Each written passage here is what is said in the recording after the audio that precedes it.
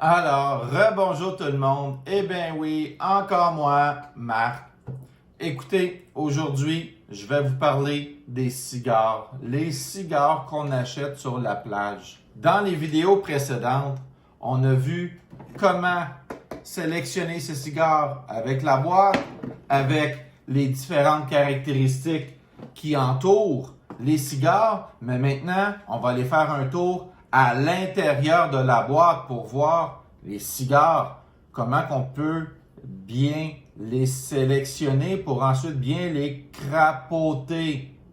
Parce qu'on ne dit pas fumer un cigare, on dit crapoter. On n'avale jamais la fumée. Vous regardez attentivement la bague. Ce qu'on appelle la bague, c'est cette portion. En fait, c'est l'étiquette qu'on retrouve sur votre cigare.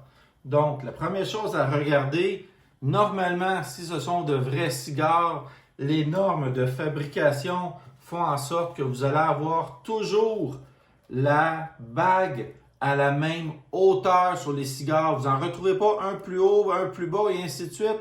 Ça se peut pas, ça. Vous allez vérifier la fameuse bague. Regardez l'impression attentivement. Il se peut très bien que d'un cigare à l'autre, les étiquettes des bagues ne soient même pas imprimées de la même façon. Et pour finir, le plus important, regardez votre cigare, sentez-le et observez. Ah, et j'oubliais, n'oubliez pas de bien pétrir votre cigare pour vous assurer qu'il ne soit pas sec.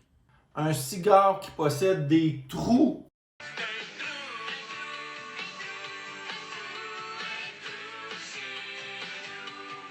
Ce n'est pas un bon cigare. C'est signe qu'il y a des insectes qui sont venus manger le tabac. De la même façon, regardez la cape. Si la cape est déchirée, découpée, ça m'énerve. Ce ne sont pas de bons cigares. En fait, les trous ou les déchirures sur la cape c'est la dernière feuille qui recouvre le cigare. Eh bien, quand vous allez le couper, quand vous allez lui couper la tête pour l'aspirer, pour le crapoter, vous ne pourrez pas aspirer. Toute l'air va passer ici. Vous allez perdre toute la portion de votre cigare. Donc, n'hésitez pas. Ouvrez la boîte, inspectez-le un à un. Et si jamais sur une boîte de 25, vous allez en trouver 10 qui ne sont pas bons, vous allez faire baisser le prix. Et si vous ne voulez pas les acheter, vous allez au moins savoir pourquoi et vous allez gagner le respect du vendeur parce qu'il va se dire « Ah, pas fou ce touriste québécois-là ». Donc, au final, si vous achetez des cigares sur la plage, vous savez que ce ne sont pas des vrais. Parfait, mais ils sont faits à la main. Ensuite, regardez attentivement tous les signes qui peuvent vous aider à négocier parce que les cigares ne sont pas de bonne qualité.